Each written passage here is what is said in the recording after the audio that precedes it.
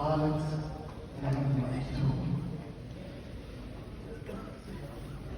قالوا لها: كيف رأيته؟ قالت: الأمر ليلة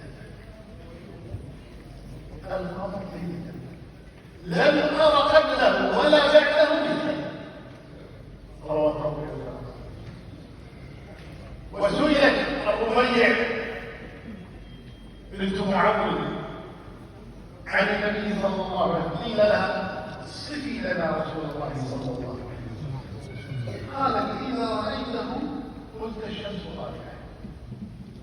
إذا رأيته قلت الشمس طالعة. هذا هو محمد صلى الله عليه وسلم. ويصف أنس بن مالك تلميذه وخادمه ومتابعه رضي الله عنه، فيقول: